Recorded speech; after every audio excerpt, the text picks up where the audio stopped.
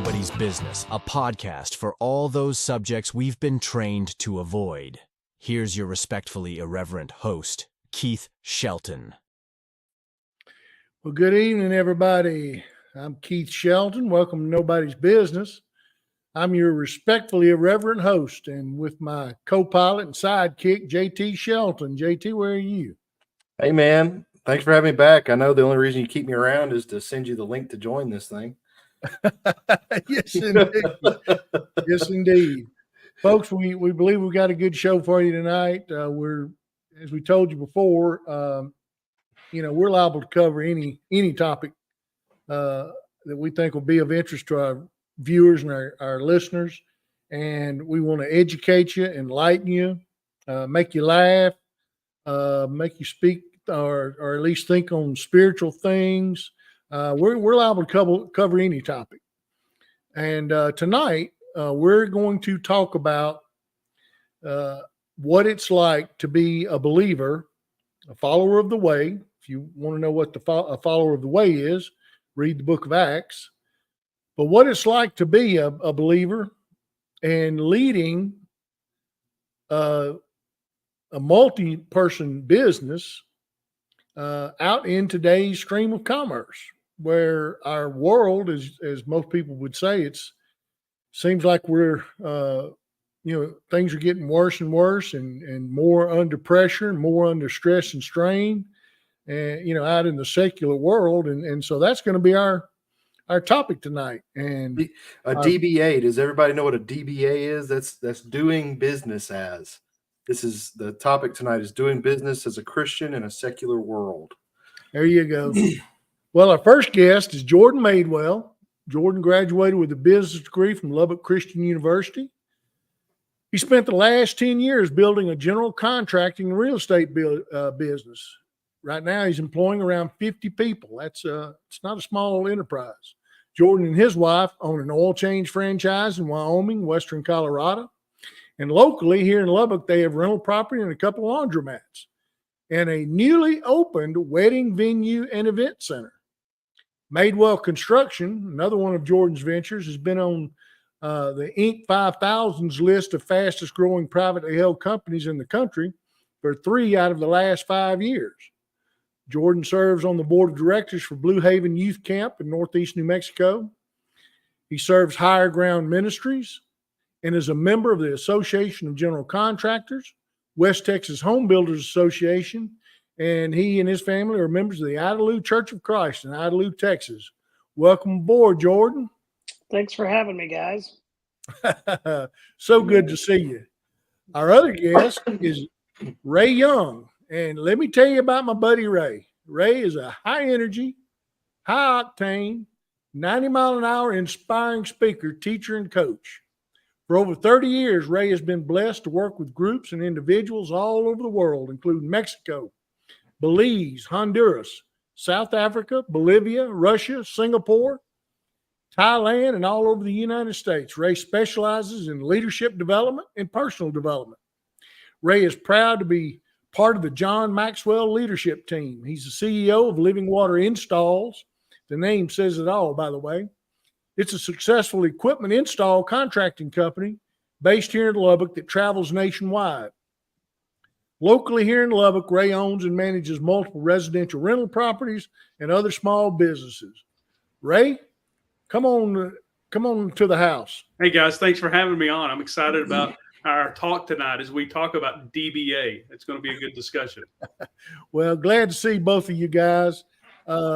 Just for a disclaimer, JT and I have known both Ray and Jordan for quite some time.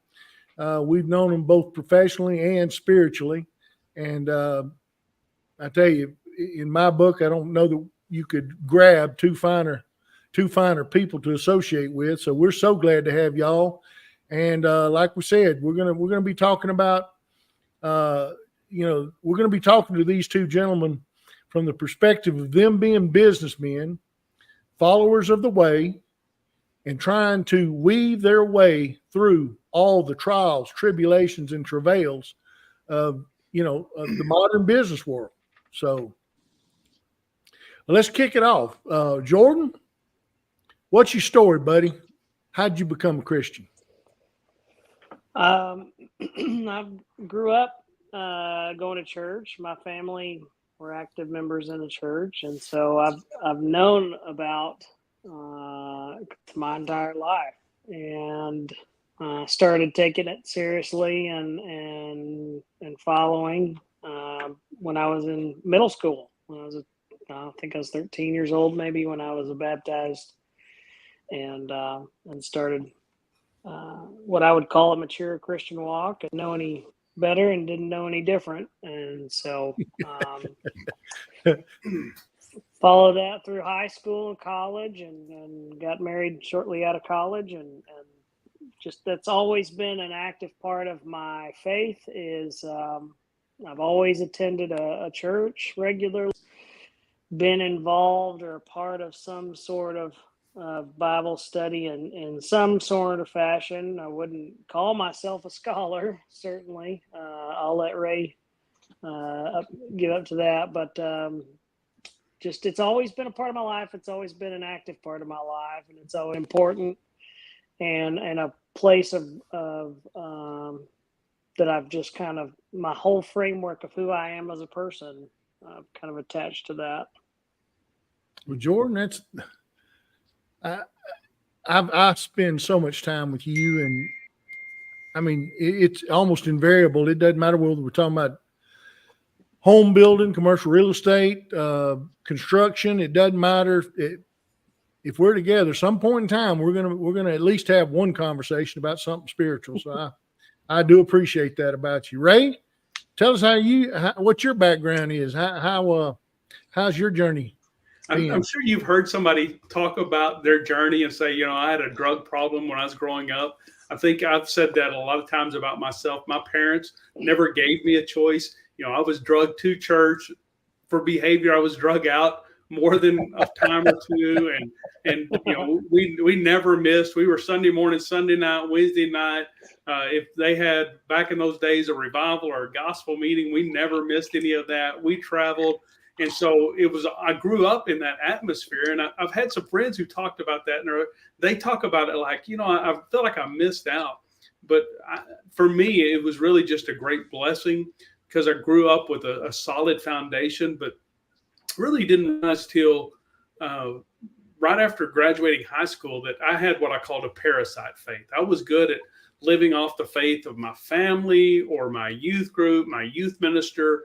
But for my own, I never had really examined, what do I believe and why do I believe it and what difference does it make? And so in my late teens, early 20s, really wrestled with that. Like, do you really believe all this stuff because you were taught it, or is there a good reason? And it's become one of my passions. There's great reason to be a believer.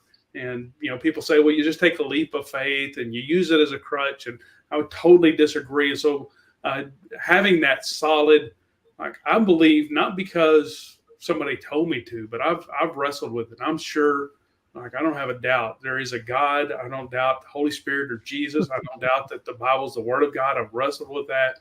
And so then the so what of it, saying, if you really believe that, then you ought to live like it. It ought to make a difference in your life. And so that was the foundation that started me off. And even through all that, I could pinpoint some people who really poured into my life and shaped it in some significant ways. And so from a very early age, I can remember being 8th grade and saying, I really want to use my life in a way that makes a difference in the lives of other people. And so that's been the trajectory of my life. And then there's just been moments in there where I feel like things became really clear, and I had a huge time of growth in my faith journey, and it really shaped who I am and what I do. So. Mm-hmm. Some of my most memorable moments at church were me getting whoopings. Mm-hmm. So I grew up in a church crowd, but I'm pretty sure that my dad misunderstood what the laying on of hands was. He was good at laying on of hands, but it wasn't, what I've read in the Bible. I think it was a totally different thing. He did spare the rod, spoil the child. He was big on that one, but Dad didn't spare the rod. Mine either. Oh, there you go. All right. Well, look, let's talk about this. in a minute, I'm going to ask you the question of how do you perceive the world you're operating in. But right now, I want to talk about the businesses that you guys are at the top of the food chain at. So, Jordan, tell us how what the history of you and from the business perspective, how have you arrived at where you are, being the top dog, it's like I said, top of the food chain in your organization? Probably just because nobody else would hire me. What an answer! Yeah. Is that saying I'm there by default? Is that what you're saying? Yeah.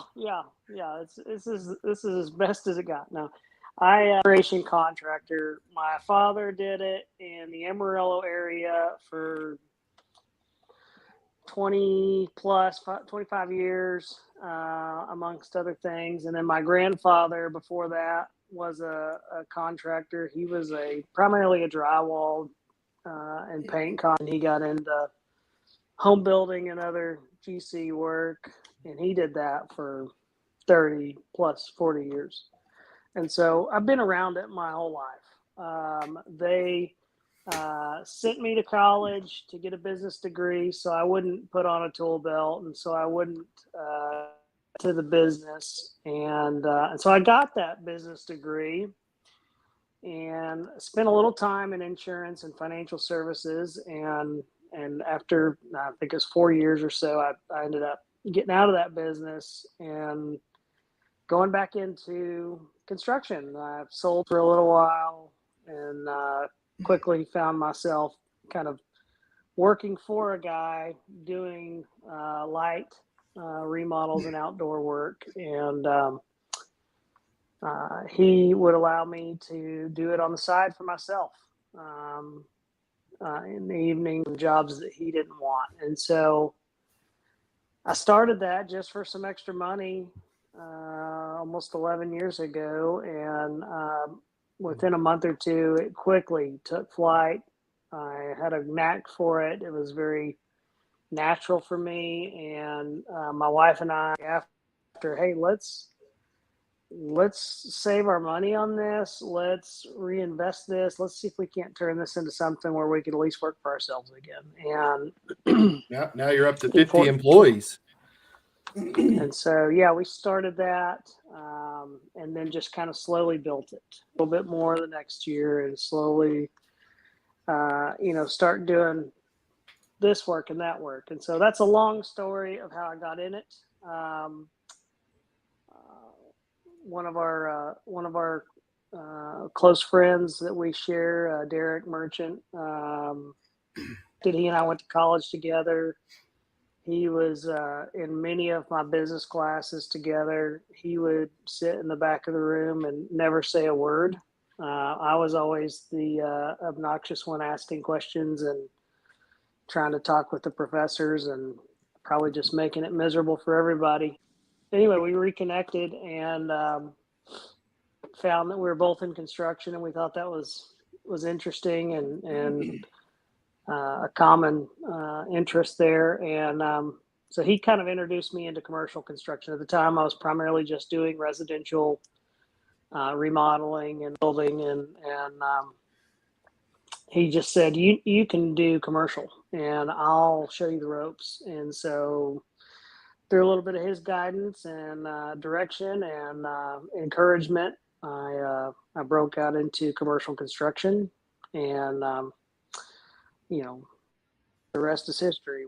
We started little by little. I think the first year I did commercial construction was 2016, maybe 2017, on my own, and it just grew legs. And we had a few people come to us and start working with us, and that made it grow even further. And just kind of tried to keep a game plan and keep doing the right things, and that's how I got to where I am with that business. And we've just continued to grow in our product lines and our client base, in our geo, and that's how we got to where we're at today. And yeah, I have just under 50 folks on our team. I think we got about 47 folks on the construction company, and it's afforded us to kind of branch off and other businesses, and that hence where the oil change business came from, and these laundromats as well. Well, that's great. I got a follow-up question for you, Jordan, but let's go to Ray next. Ray, from wherever, you tell us where you started, but how did you get to the top of the food chain and what you do? So I grew up, everybody in my family tree, both sides, on my mom's side and my dad's side, everybody was in business. They had their own business, and that was just one of the things came natural for me. So I officially started my first business besides cutting grass, but my first real business on my own at 10. And I've always, I guess, had that entrepreneurial spirit, and I hadn't thought about it the way Jordan said, like nobody else would hire me.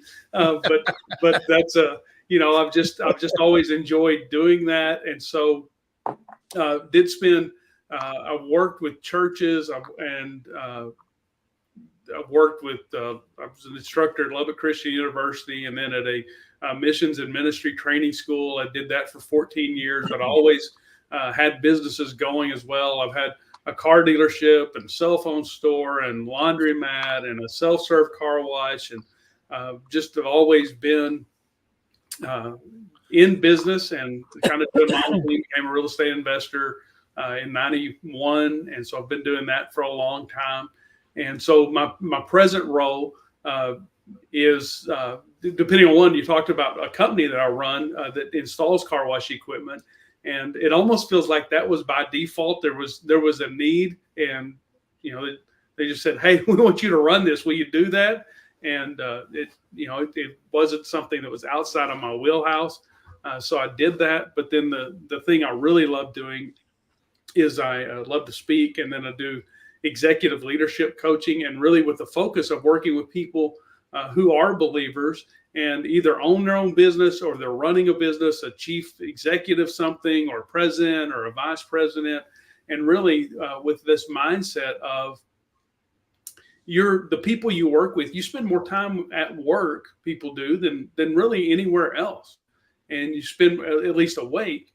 And so if you're a business leader, you're a business owner, then God's given you an opportunity to really treat people differently and to have an impact, to be salt and light in their lives. So if they don't know Jesus, they have an opportunity to know him. And whether they ever believe in him, they can experience his love and his grace and mercy through business owners. And so that's really the passion I have, is working with people. I work with people who aren't believers, but primarily focus on helping business owners, business leaders that are believers, followers of the way, disciples of Jesus, in seeing that as their ministry and sacred trust that God's given them. And so that's really what I spend the most of my time doing, and what brings me the most fulfillment.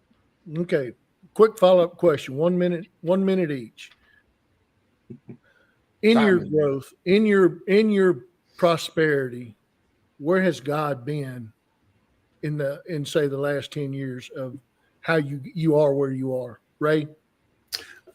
For me, I talked earlier about those times where there was just this epiphany moment. And so one of them, the one that impacted me the most, and that was really in the late 1990s, probably 97 or 8, in there was experiencing a great deal of success, but felt really unfulfilled.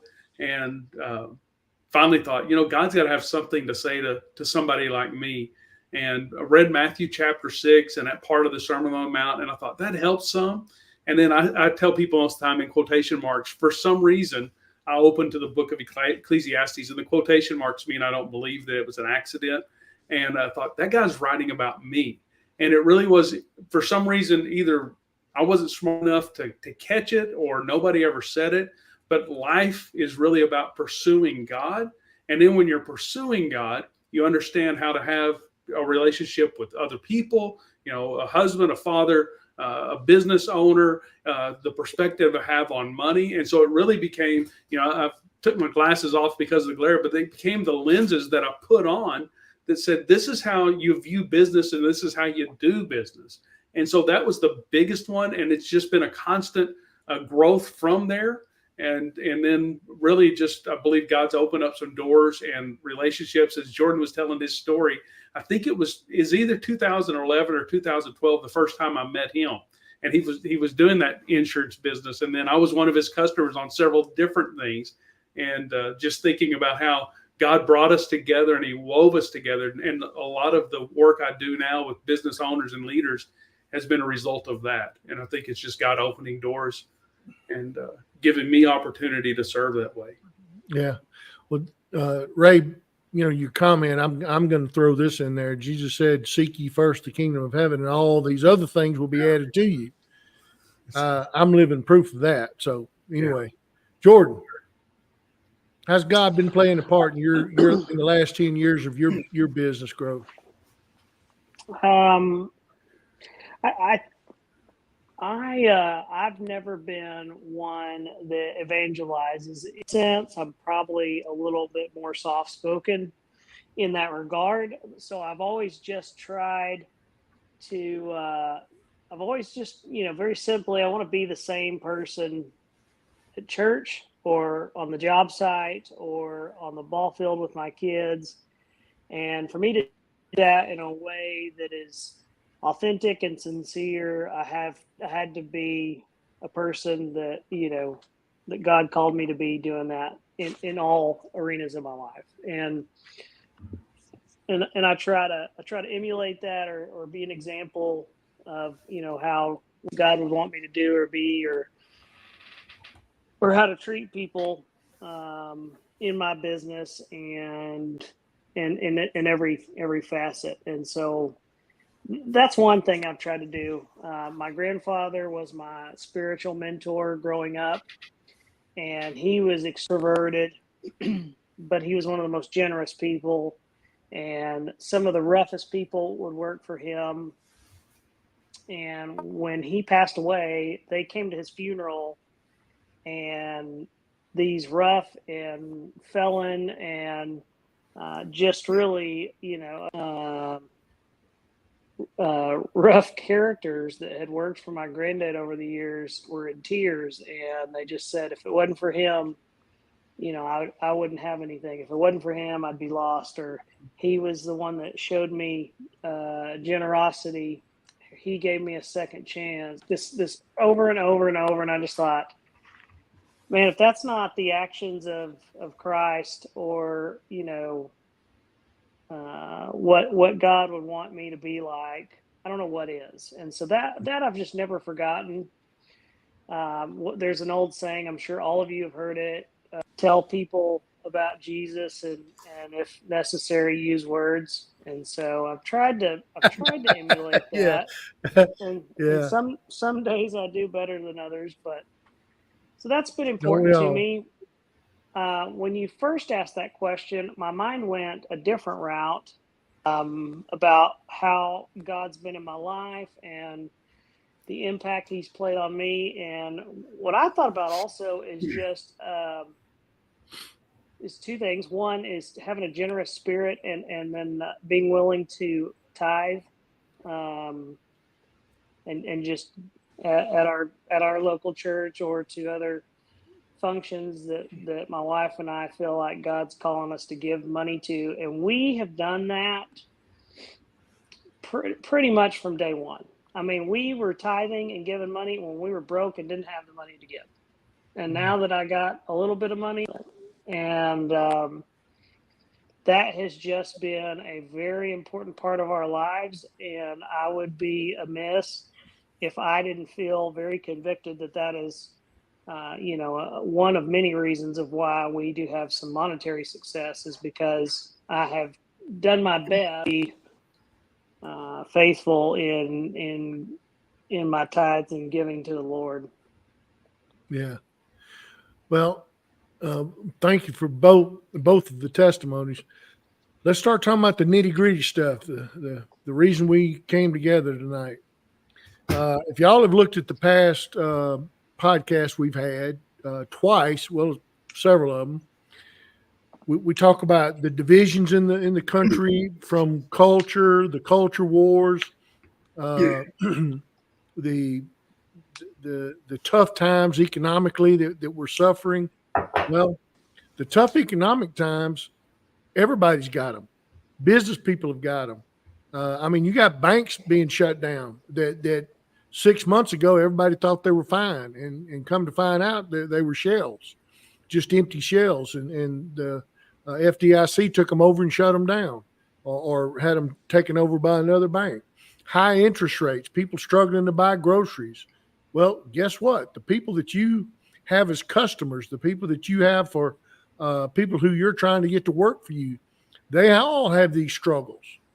So let's talk about, at least let's get ready to talk about what it's like trying to be, and both of you, the first part of our program, y'all, I'm just so proud to know you guys.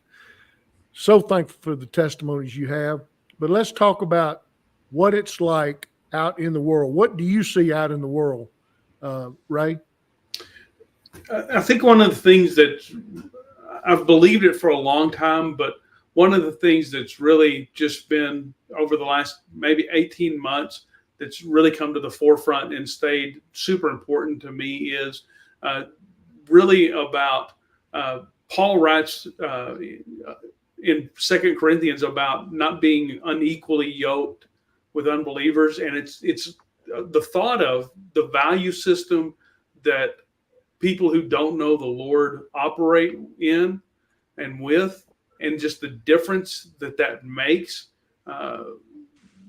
You and I've had some personal conversations about somebody who would tell a lie when the truth would be easier and better, but they're just so trained to not speak the truth, and how that just day after day after day, every event and every interaction with them just is a challenging, and you're never sure. And so one of them for me has just been, I want to be sure that the people on my team that I work with, that I lead and I get to serve, that we've got alignment in our values. And so it's one of the things I'm really plain about when I'm interviewing people is you need to understand, you don't have to believe all these things, but if there's any point here on these core values for the company, they represent my core values. If you're not in alignment with that, you don't have to believe in Jesus necessarily, but if you don't align with these core values, you're not going to last very well. It's not going to be a place that you're going to fit.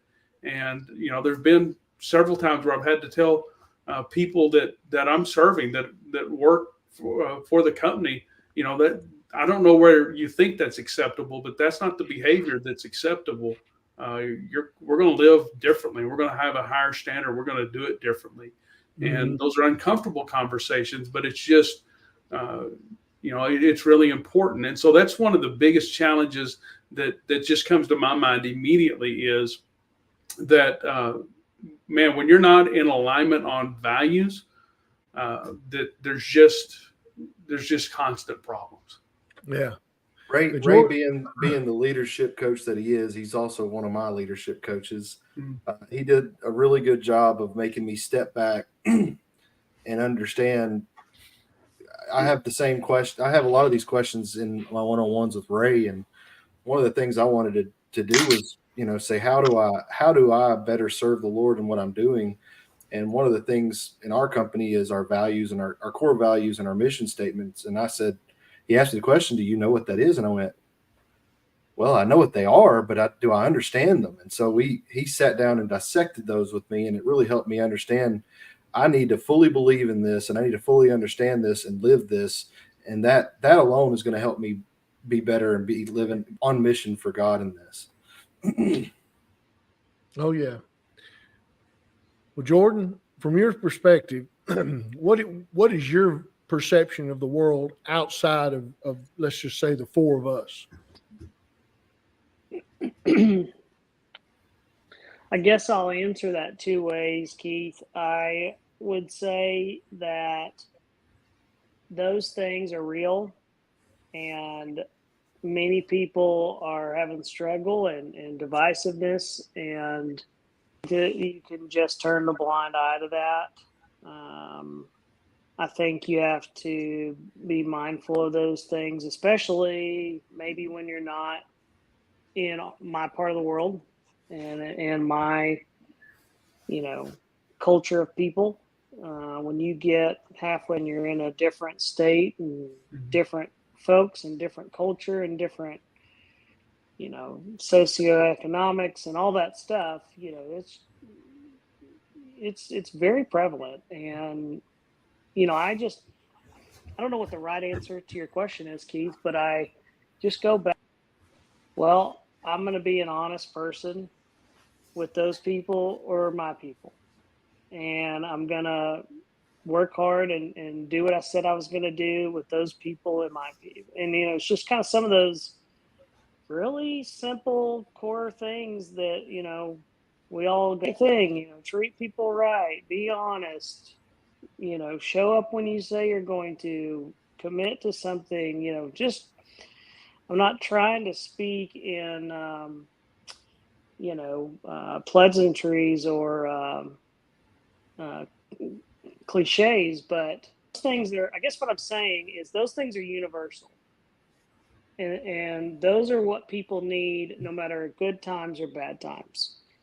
And those things I think are consistent with things God would want us to be doing. Does it sound like but does it exemplify, kind of how Christ treated people? I think so. So that's how I'd answer part of that. And that probably doesn't answer your question. So sorry. The other thing I would say is maybe, or, there's media and there's a video camera on everybody, everywhere, all the time. It's amplified, but to a degree, in my intellectual, I know that this stuff has happened forever. There have been tumultuous times. There have been peaceful times. There have been times of war. There have been times of not war. There's been times of depression and recession, and then there's been times of boom and growth. There's been times of unity as a nation and our political times where we've been at each other's throats. And that's not just indicative of America. That I think you could probably paint those examples anywhere in the world. And so to me, I just try to look a little bit more big picture. And that's probably that question the first way is just good times and bad times.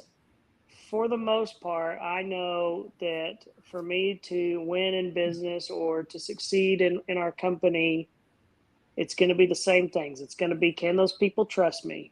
Do those people like to do business with me? Know who I am and know what they're getting when they hire me or when I do something for somebody. Those things are going to be true when things are hard or things are good. And then, and doing those things. So very, very cliche things, but it's like those things are true. And like I started my business in 2014, and I think we're in West Texas for whoever's listening. I think it was within 3 months of one of the bigger oil booms. And then within 2 years, there's a name for it, but where oil went negative or something weird and caused a whole bust in a lot of commerce in West Texas. Well, I didn't know any different, and I just kept going. And I think those are some like real tactical business practices that my ignorance, but I've just practiced is I try to prospect and try to market and try to bring in new business all the time, whether it's good times or bad times. It's just ingrained in my head. I try, I try to stay the course. I have a poster on my wall that says the teams that win the World Series the most have the highest on base percentage, not the highest home run percentage. And so I just have always had a real core belief in our business of just get on base. And if you get on base enough, you're going to win. Mm-hmm. All right. Well, here, let me take the stage. We were raised with standards. Did we live them perfectly? Of course not. But it wasn't because we weren't taught them. As a matter of fact, the way we were raised, we probably learned very quickly how those standards served you, and your failure of upholding those standards probably hurt you or crippled you or diminished you. Ray, you okay? I think so. I'm not sure. Okay. So here we are. We're raised with standards. And to me, it's like out in the world, my job is giving people advice, analyzing situations, trying to help them make the best decisions of how to make bad situations at least workable. And it's like every other time you turn around, it's somebody who has lied, concealed, misrepresented, not done their job. And, just like you said, Jordan, start what you finish. What were some of the other things you just threw out real quick, Jordan? I don't remember all of them, but those are things we were taught from being a kid. Mm-hmm.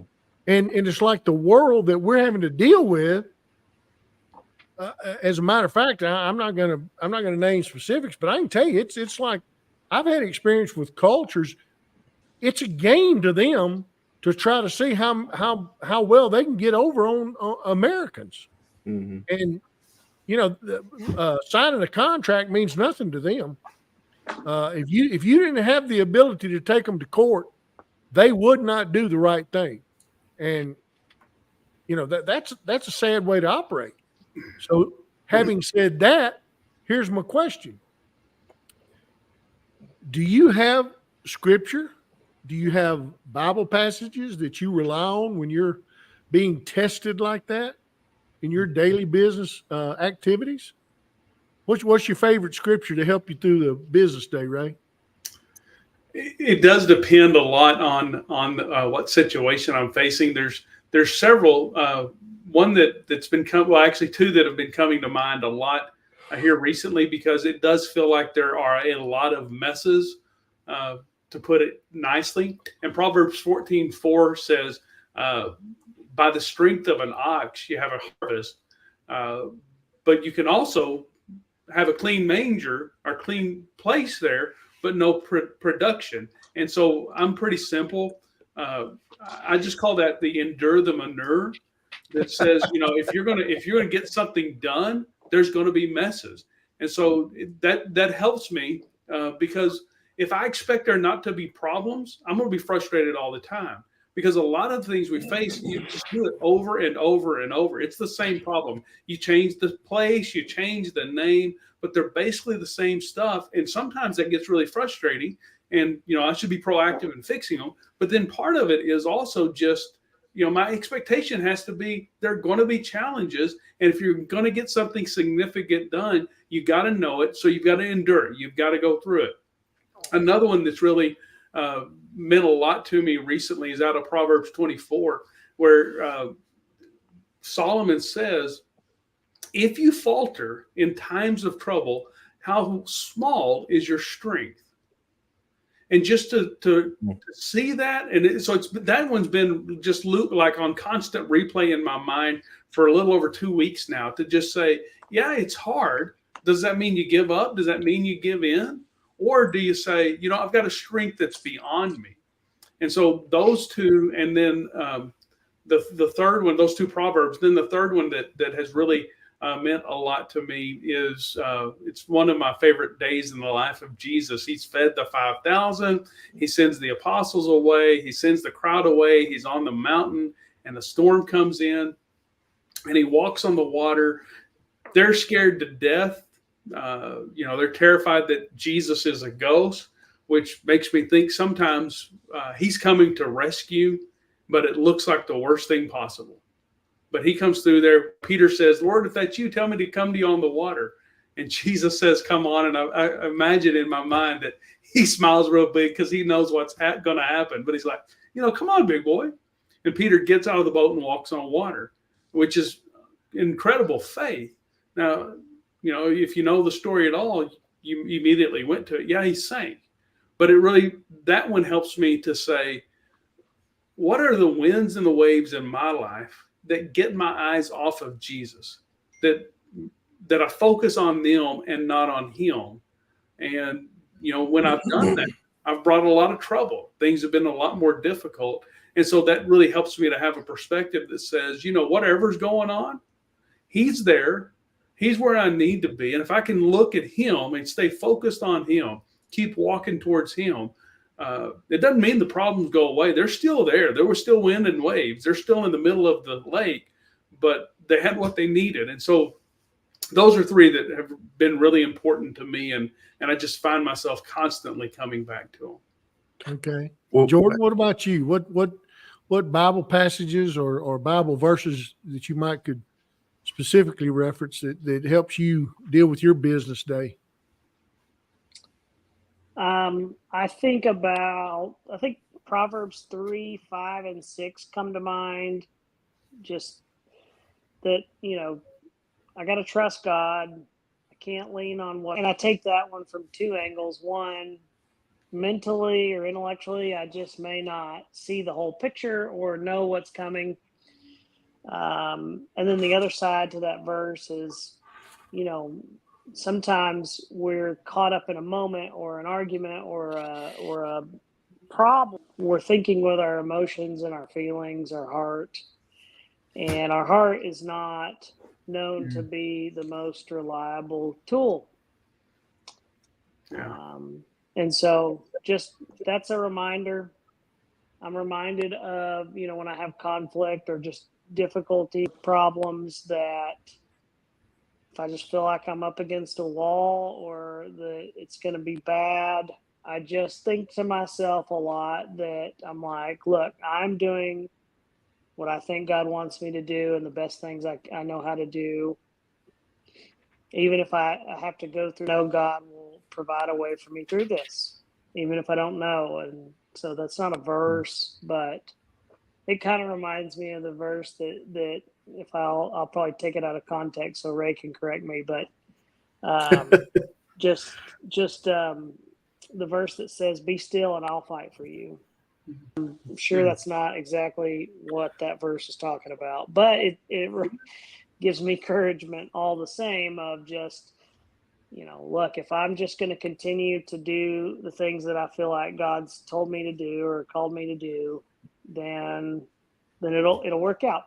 The other thing, when you're talking about cultures and people and divisive and these problems that are very real, is I just try to remind myself that this is a long game, and I'm not in it to try to make it out of this year for 25 years or 35 years, and so I'm going to make decisions or try to make decisions. It's difficult, but I'm going to try to make decisions where, I'm making the right decisions for decades.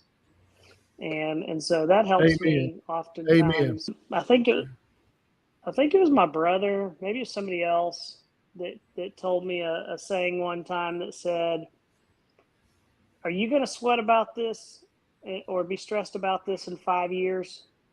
Then have that perspective. It's like, if you're not going to be stressing about this in 5 years, then maybe you shouldn't be stressing that much about it today, or at least keep that in the back of your mind that this is a short-term thing and this will pass. And that's given me a lot of perspective, because our life is super stressful and what we do for a living is stressful. And I think just sometimes kind of going, hey, look, I know this is stressful and it's really irritating in the moment. And this is, the 13th time this has happened this week. But listen, this is getting me to where I want to go. I just was listening to a book on the way home before this podcast, and he was talking about it like for visualization purposes, but he said, you know, would I keep going through these things? Would I keep making these decisions? Would I keep, enter whatever you're talking about? Well, my ultimate goals. And if it is, then it's worth going through. Yeah. I think oftentimes we have a little bit of stress or a lot and go, this ain't worth it. And sure, there's probably some times to kind of go, okay, I'm not. Oftentimes, it's just part of it, and I try to just have those perspectives as I'm going through trials or just dealing with problems or some of the societal issues that we're going through. Is I'm just, I've got to keep the right perspective. I've got to keep the right mentality. Know that some of those things are going to work out for me because they're God's principles and they're God's truths. I'm going to be okay. Okay. Well, look, go ahead, JT. Well, I was just going to say, I wanted to touch back on something Jordan said, because I think it's pretty important. Earlier, you talked about there being media everywhere. There being cameras everywhere. Everybody's watching. Everybody's trying to be careful. And we joke about it a lot. One day we're going to get canceled. It might be true. But in today's world, everyone's scared to be open and public about their faith, and not everyone. You guys obviously not. You're here with us about it. But it reminds me back to, like, have you ever seen the video of, it's called like The First Follower, the leadership dance guy, lessons from the leadership dance guy. The guy goes out there and he's just the crazy lone nut out there dancing, and eventually the first follower comes in and he embraces him as his equal. And then all of a sudden the huge crowd's coming in, and it wasn't necessarily about the guy out there. He courageously went out there and showed leadership, but it was important that first follower came in and he embraced him as his equal. That's kind of what we have to do as Christians in the business. Is we have to be courageous enough to go out there and be leaders, embrace others as equals. You talked earlier about, your dad hired, what some people would shun off as the worst of the worst. The undesirable. Jesus didn't preach to the rich and the famous and the preferred. And so it's important for us in our business to be like the dancing guy and be courageous, embrace others as equals, and that, getting those to follow you in that walk will just, how do you say it, Ray? Multiply to add value to others who will multiply that value to others. Uh-huh. It's important for us in this, and as Christians in the business, to be out there and work with the undesirables, as Keith put it. Well, let me ask y'all this, Jordan. I know this is way ahead of your time, but it's still been out long enough, and it's replayed. What are you saying about Ray? What are you saying about You don't have to emphasize it. Everybody got it. He's calling me old, and he's not wrong. No, well, what I'm going to refer to is the movie McClintock. Jordan, got any familiarity with McClintock? I don't. John Wayne. Oh my goodness, babe, just a babe in the woods. All right, Guess Ray. what? I don't know it either, so I'm in his league. There you go. Oh my I'm older than both gosh. of you then. Yes. Shame on both of you. Okay, McClintock. John Wayne is his son, Patrick. It plays a character who just lost his father, and he is just desperate to get a job working for Mr. McClintock, who basically runs the town, owns all the cattle around there, or at least most of the cattle, that sort of thing.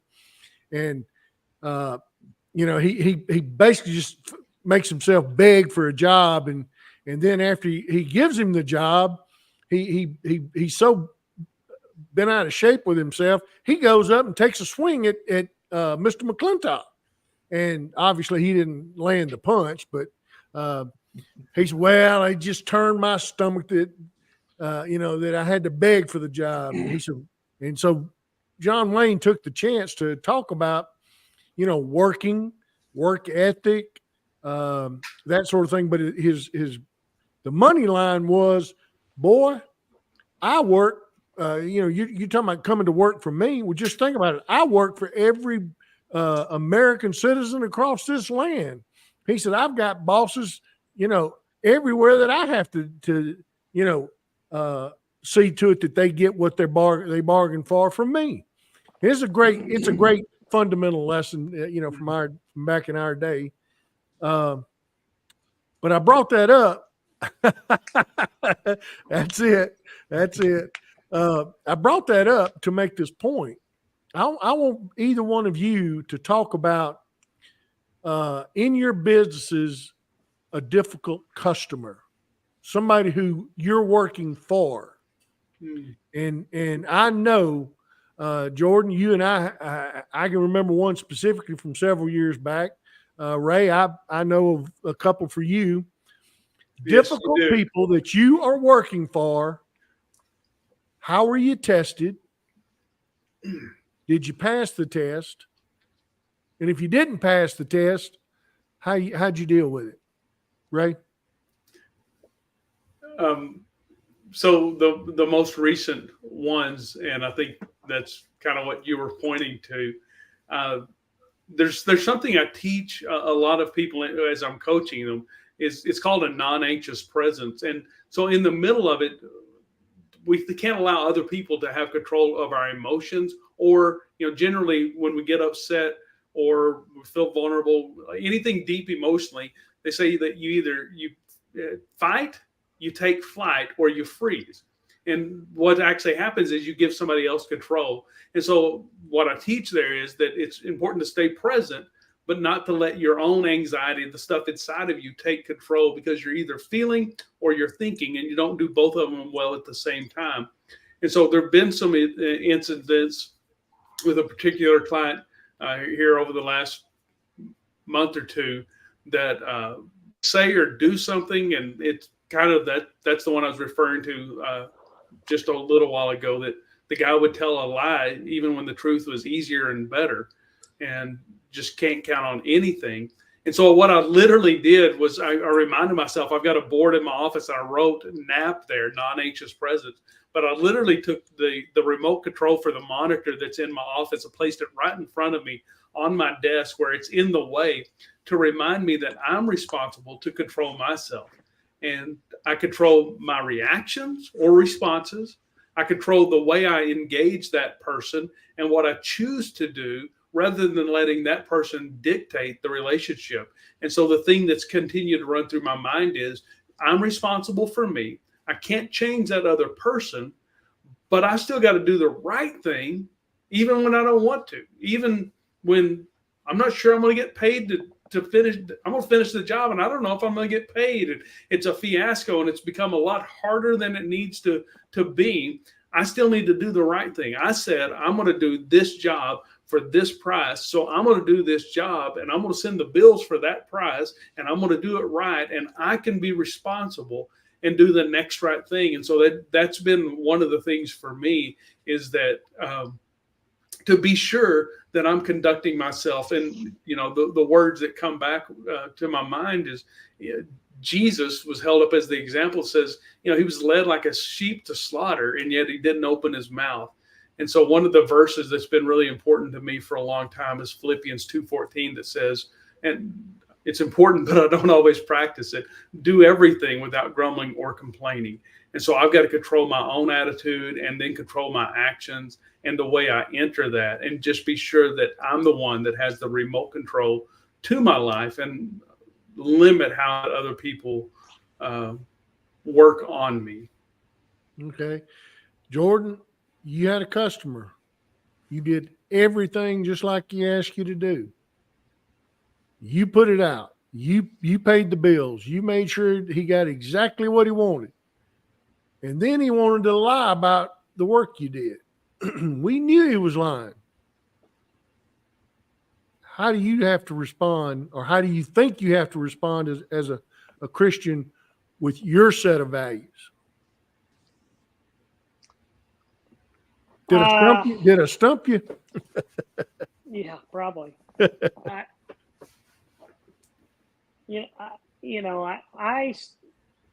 That's hard, because we have a very litigious society, and what we do for a living is surrounded by contracts.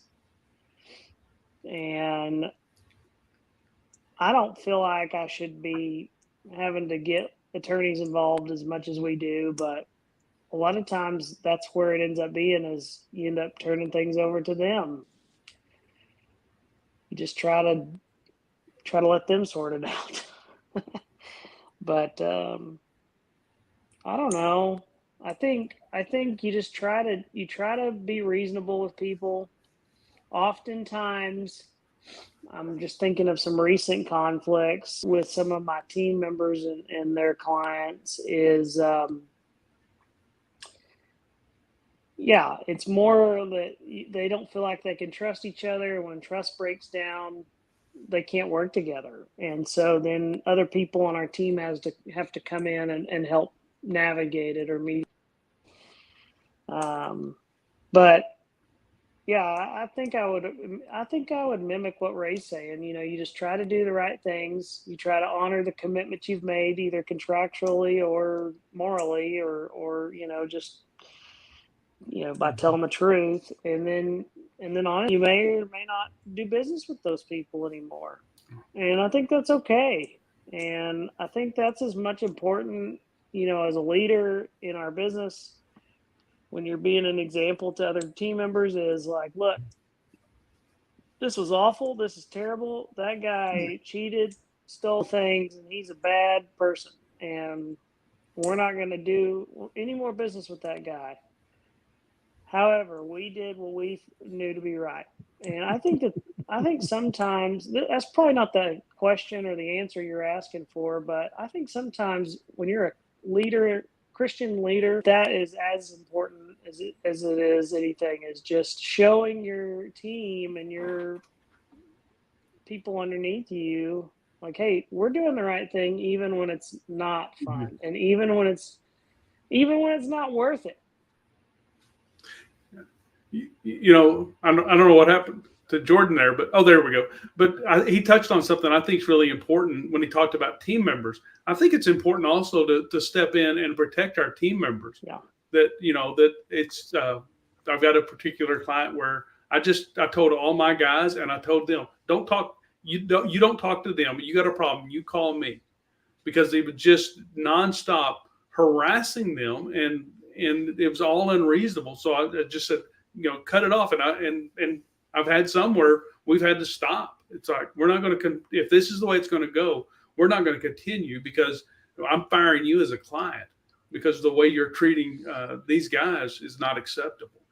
And that's a tough one to do as well. But yeah. Well, that's what I was going to say is basically trying to show them the right thing. And then last year I spent $11,000 to prove a $2,000 right in court, so that was fun. But it was defending my team member. This guy was belligerent and said that we were not doing the right thing, and we proved that we had done the right thing, and he wouldn't pay the last $2,000. So I took him to small claims court, and we spent, a ton of money in attorney's fees to beat that guy.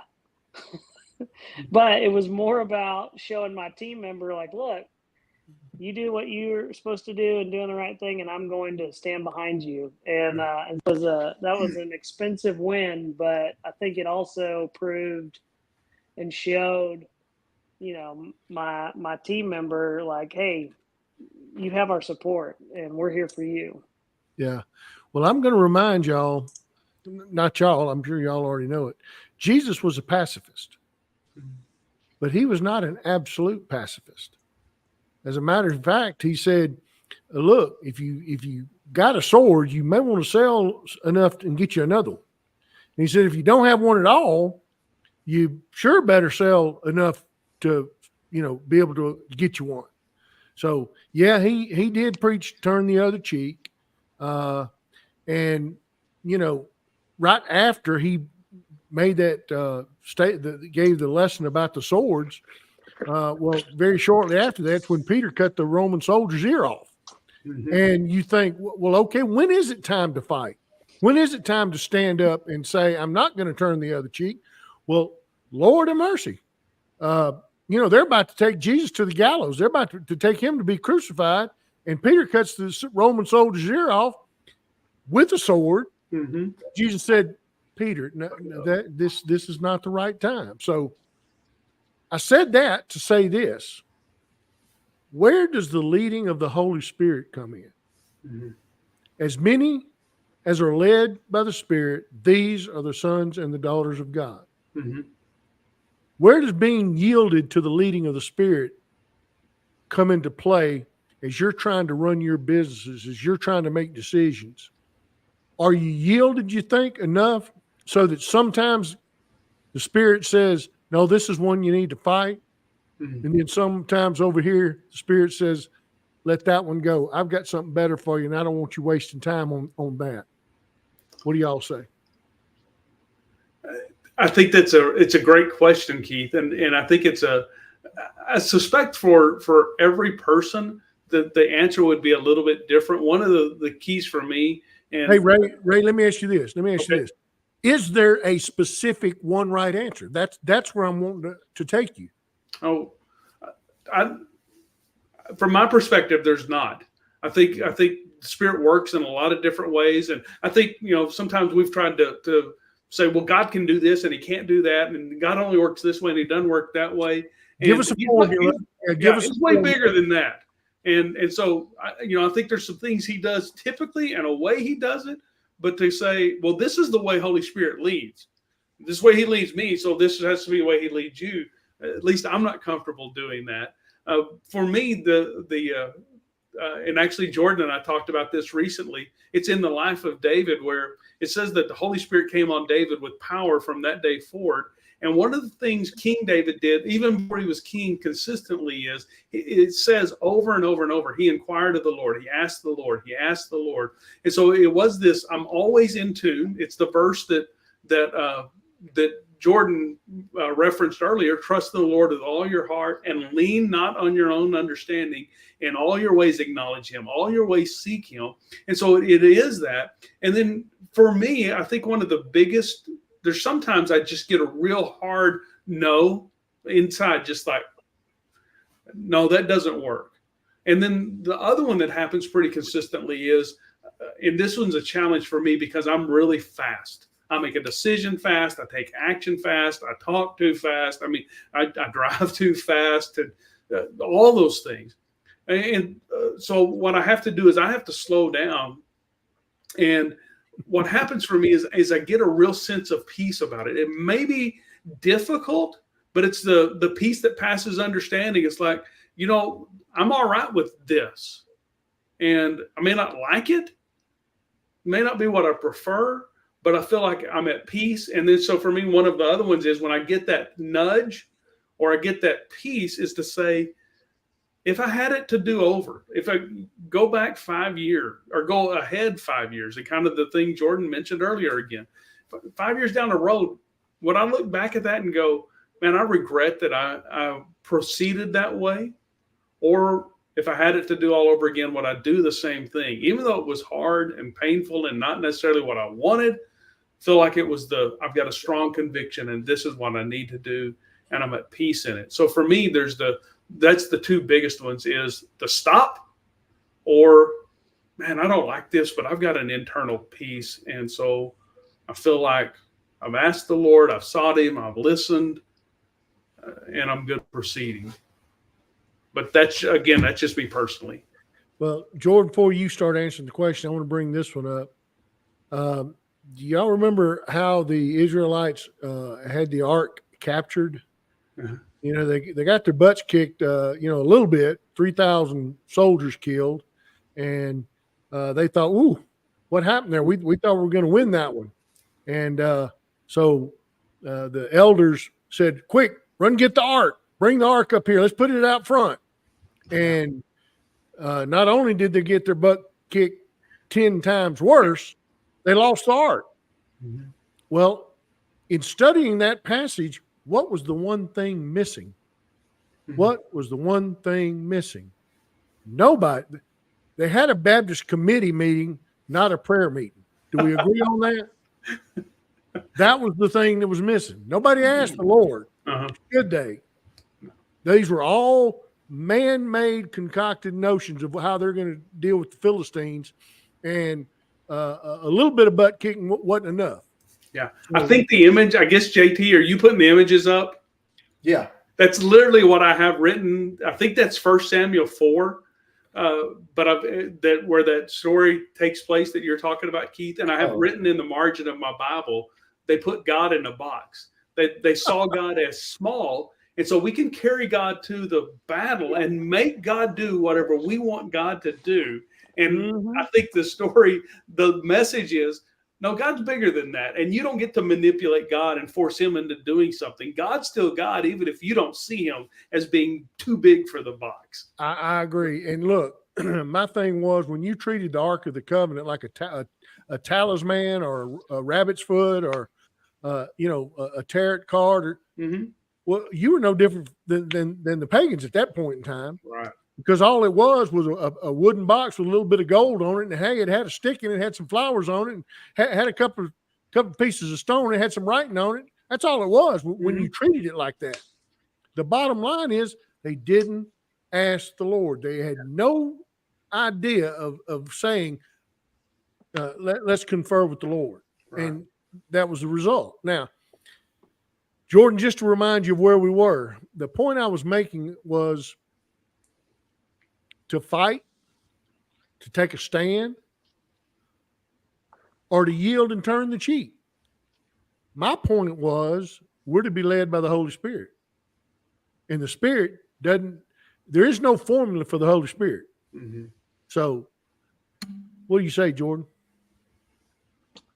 I would say sometimes the Spirit is very, I don't know if I'd call it audible, but very clear in my mind. Sometimes it's not.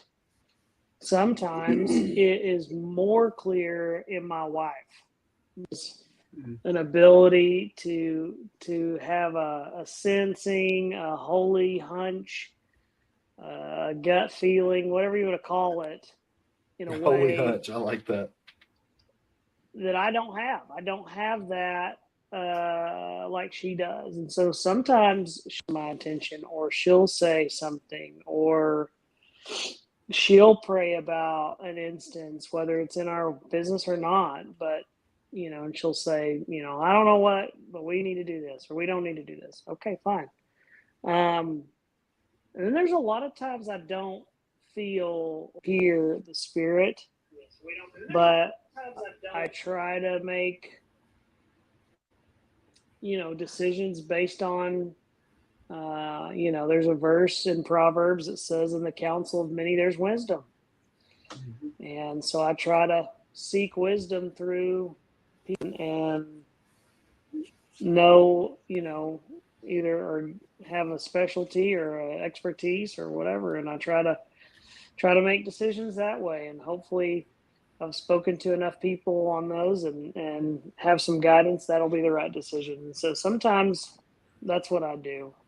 But yeah, sometimes it's very clear. And then sometimes I'm just like, okay, well, let's give it the best shot. Well, I'm gonna give y'all a little bit of testimony. There was a point in time, my wife and I had an opportunity to go into a business deal, and we thought everything was hunky-dory, going great. Worked hard to get funding for a project, and the people we were working with, we were told the funding was going to be there within the next 2 or 3 days. Well, as soon as we got a word that appeared to be quite firm that the funding was coming, well, the couple of people that we were in this venture with, all of a sudden, they started they quit. Number one, they quit talking to us. Everything we heard, we were hearing from a lawyer, and it was basically trying to wall us off. So that when my efforts and my expertise as an attorney is, very instrumental in making sure we qualified for the funding and it was on its way. Well, as soon as the money was on the way, all of a sudden we were out. Oh my gosh! You talk about, oh my gosh! My wife was so mad. I was so mad. we were starting, all the things that this attorney had put in this letter. I mean, we started grabbing files. We started, we were in the middle of his big bed. And this is the honest goodness truth. We were in the middle of this big bed going through files and said, well, here's this email, here's this memorandum, here's this stuff over here. And it's clear as a bell that we were part of this deal and they can't cut. And I kid you not, she and I looked at each other at the exact same instance, and we said, this battle is not for us to fight. Mm. We walked away because right then God was telling us, and Jordan, you mentioned it a while ago, sometimes I believe God speaks to me verbally, and he literally told us, I'm talking about we had files everywhere. We had papers everywhere. We had photographs. In the middle of our rage, we heard God speak and say, I've got something better for you. Don't get bogged down in this. Mm-hmm. Starting right then, we started folding our files back up. We started putting our evidence back in the folders. We stacked it right back up. And the very next day, everything that we had received as partial compensation for what we had done, we started handing back. The attorney was shocked that we were handing car keys back. We were handing other stuff. We said, hey, we wish you the best. Y'all go on. We're over here doing this other thing now. And blew them away. But that was a case of if somebody could fight, Lord have mercy. I mean, we were. Y'all know Keith Shelton loves a fight. Oh my God, we were ready to throat punch. We were ready to throat punch and go MMA on them, and we were so mad. And I'm talking about instantaneously. Mm. She and I both. It's almost like he took our breath away. Mm. We looked at each other. It's like we could not breathe. Did that deal ever come off the ground with them? Or did they ever take it? No. It died. Yeah. The funding did not come. I won't say it didn't come because I wasn't in it, but the funding did not come like they thought it was going to come in a couple of days, and they never did get the project done after that. Here's something that literally, but I want to say this, literally, we couldn't. It's like he literally took our breath away, and that was to make us be still. That was to make us quiet. And I mean, instantly, we both heard him telling us, let it go. This is not the fight I have for you. I have something better for you. Don't get bogged down in this. Go ahead, JT. That's something that we don't realize in business. In business, I'm an achiever. I want to get it done. I want to succeed. If there's a problem, I want to solve it.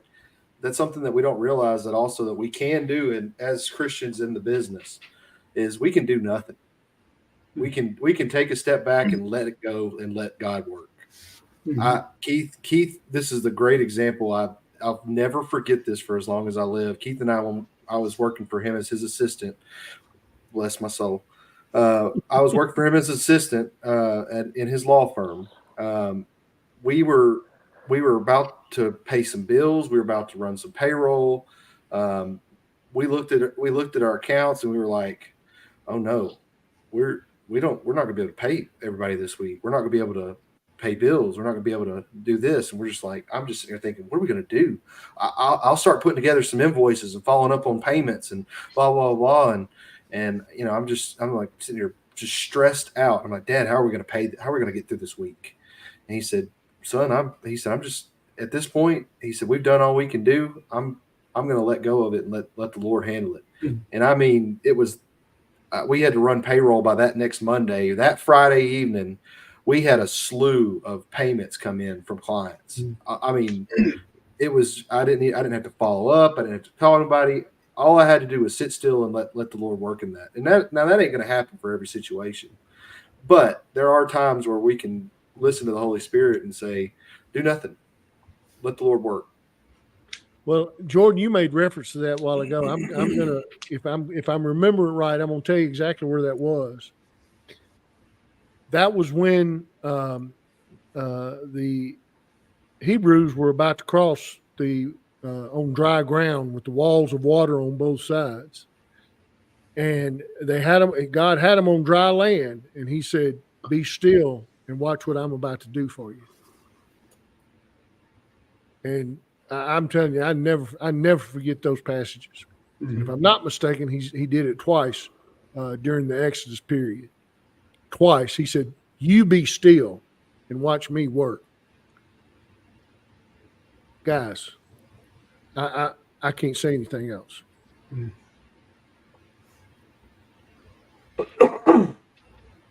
JT? Well, I didn't know how far you wanted to take it tonight. We've been at it for about an hour and 15 minutes, and I know Ray gets up at the crack of dawn. It ain't dawn when I get up, brother. But I did want to see maybe if before we wrapped up, if I could take each of you for maybe 30 seconds to a minute, just real quick, tell everybody at home what you got going on, what you're working on. Do you have a business plug you want to throw in? Any upcoming events? What you're working on? Ray, go. You can go. Why don't you take it? Okay, so like I said earlier, the thing I love to do is work with business owners, with business leaders, working on personal development. You know, I feel like if the leader's healthy and doing well, that he can lead the company or she can lead the company well. So I love to do that. I do a lot of team building and business development kind of work, and get to serve a lot of different companies and a lot of different individuals that way. And then for just, you know, if somebody was local, I've got a car wash. I'd love to wash your car. I'll give you a free car wash or something. But, you know, just really grateful for the opportunities that I get to serve people. Jordan, what you got going on? What you got what are you working on? What you want to tell the people? Hey, Jordan, I want you to tell us about that wedding venue. Man, that thing looks awesome.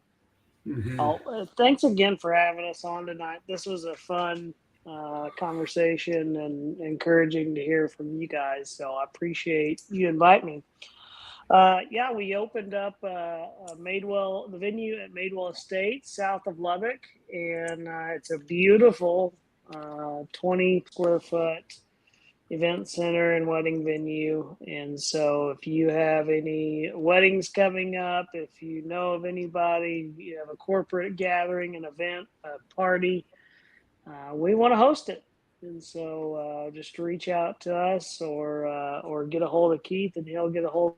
We'd love to help you with that. But that's a really extraordinary property that we're really proud about. Well, it sure is beautiful. I've seen the pictures that Jacoby has posted, and boy, I'm proud for you guys. Yeah, absolutely. Well, guys, I mean, you know, I hate we have time constraints because when you're on a roll, it's just so much fun, and love to fellowship with you guys, and thank y'all for being on. Thank you for taking the time to be on our podcast tonight. We hope we've blessed some people. We hope we've maybe enlighten some people and given some people some positive energy and the possibility that Jehovah God is he is who he said he is, and he's in charge, and he's there. For sure. Yeah. Thanks for the opportunity. Really enjoyed being with you four. You know, they can't see the real boss that's off screen, but it's been a blessing. All right. Absolutely. Well, guys, thank y'all so much. Jordan, thank you. Ray, thank you. JT, appreciate you, buddy. And we'll see everybody next week. Thanks, guys. Thank you.